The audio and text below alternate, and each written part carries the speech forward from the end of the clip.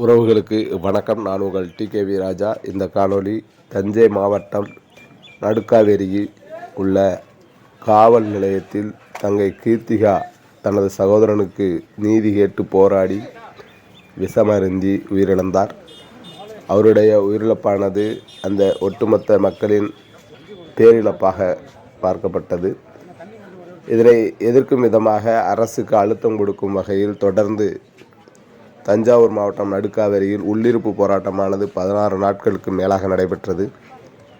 இறுதியில் ஊர் நாட்டாமைகள் மற்றும் ஊர் பொதுமக்கள் ஒன்று கூடி முக்கிய முடிவெடுக்கப்பட்டு கீர்த்திகாவின் உடலை பெறுவது என்று முடிவு செய்யப்பட்டு நேற்று தங்கை கீர்த்திகாவின் உடல் தஞ்சையில் உள்ள அரசு மருத்துவமனையிலிருந்து பெறப்பட்டு சொந்த ஊரான நடுக்காவேரி கிராமத்திற்கு கொண்டு வரப்பட்டது. தங்கை கீர்த்திகாவின் இறுதி ஊர்வலத்தில் ஏராளமான தேவேந்திரகுல உறவுகள் மற்றும் அமைப்பு சார்ந்த தலைவர்கள் பங்கு பெற்றனர். இறுதி ஊர்வலமானது இளைஞர்கள் மற்றும் ஊர் பொதுமக்கள் அமைப்பு தலைவர்கள் முன்னிலையில் சிறப்பாக அமைதியான முறையில் நடைபெற்றது.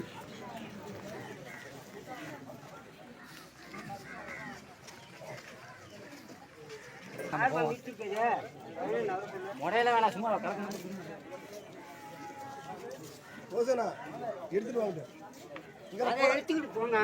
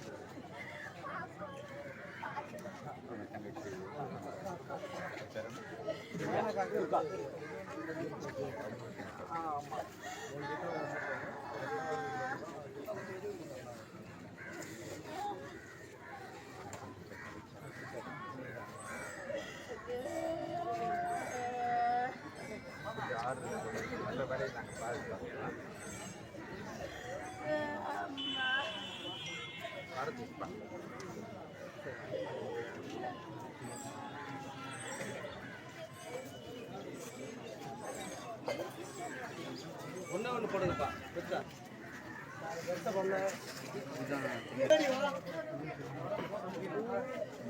2 பொண்ணுங்க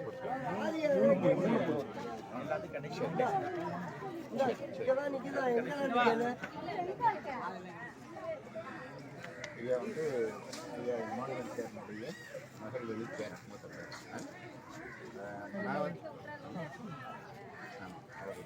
நான் என் பேர் சோலை பழனி வந்தாங்க உயர்நீதிமன்ற வழக்கறிஞர் நல்ல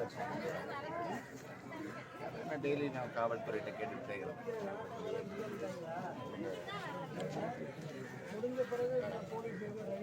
என்ன விஷயமா இருந்தாலும் எங்கள் கேஸ் வந்து முஸ்லீம் நிறைய காவல்துறை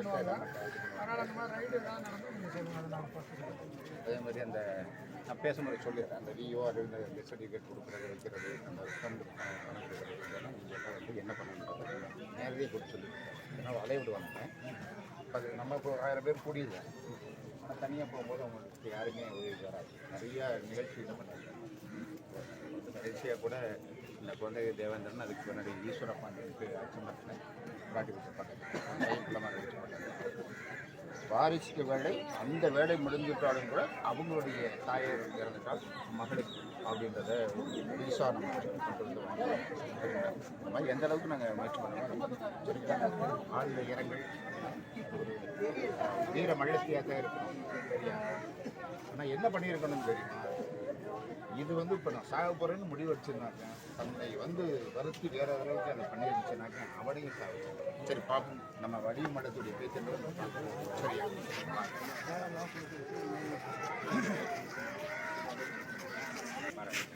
ரெவன்யூவில் யார் வந்திருக்காங்களா?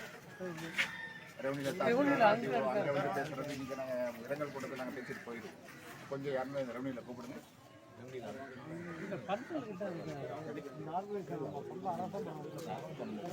should be present at the time, sir. பாடி எங்கே இருக்காங்க இருக்குங்க சார். ஒரு அக்ரன்ஸ் ஆஃபீஸர் யார் காவல்துறை எல்லாம் பண்ணிடுவீங்களா? காவல்துறை வேடிக்கை பார்ப்பீங்க.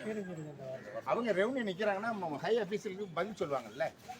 ஏன்னா இப்போ ஒவ்வொரு இடங்களில் வந்து இவ்வளோ பிரச்சனை நடக்கின்ற பொழுது அவங்களுக்கு வேண்டிய டெத் சர்டிஃபிகேட்டில் வந்து என்னென்ன பெனிஃபிட் சரி நான் எங்கள் ஆஃப் ரெக்கார்டில் சொல்லணும்ல. எல்லா தலைவர்களும் வந்துருக்கிறாங்கல்ல. ஐயா ஒரு இமானுவேல் சாரினுடைய பேரன். சரிங்களா? ஆமாம். இப்போ 10 லட்சம் 20 லட்சம் பேர் போடுறாங்க அப்படின்னா அவங்களுடைய வாரிசு இதுக்காக பண்ணுறாங்க. ஸோ அவங்க இருந்தால் தானே ரெப்ரசன்டேஷன் பண்ண முடியும். சார்ட்டை சொல்கிறோம்னா அவங்க சட்டம் ஒழுங்கு சொல்லுவாங்க. சார் செய்யலைன்னா ஒன்று டிஜிட்ட பேசலாம். இப்போ நிகழ்ச்சி நடந்த உடனே எஸ்பி பேசுகிறாங்க, கலெக்டர் பேசுகிறான்னா நாங்கள் இருக்கிறவங்க பேசுகிறாங்க. இப்போ நாங்கள் உங்கள்கிட்ட பேசுகிறோம் சார். கொஞ்சம் வர சொல்லுங்க. இதெல்லாம் பாருங்க, இருக்கிற வரலையும் ஆர்டிஓ இருக்கணுங்க. பாடி வாங்கி ஒப்படைச்சிட்டு எடுத்துகிட்டு போகணுன்னு விடக்கூடாது. இப்போ ரெவன்யூவில் யார் இருக்குது? ஆர்டிஓ இருக்காங்களா, தாசில்தார் இருக்காங்களா, விஓ இருக்காங்களா, தலையார் இருக்காங்க? தாசில்தார் இருக்காங்க. தாசில்தார் ரேங்கில் இருக்காங்கல்ல, வர சொல்லுங்க.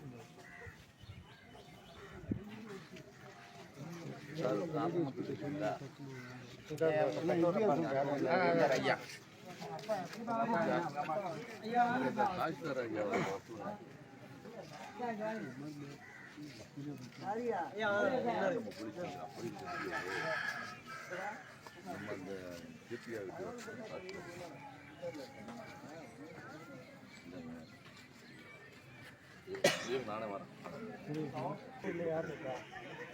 டெத் சர்டிஃபிகேட் ப்ரொடியூஸ் பண்ணுறது தனியாக போயிடுவாங்க. ஏன்னா வந்து பார்த்தோன்னா அது தானே ஒட்டுமொத்தமாக இத்தனை அமைப்புகள் கூடுறாங்க, இத்தனை ஜாதிக்காரன் கூப்பிட்றாங்க, ஏற்ற ஒரு ரீதியாக ஒடியாந்துருவாங்க.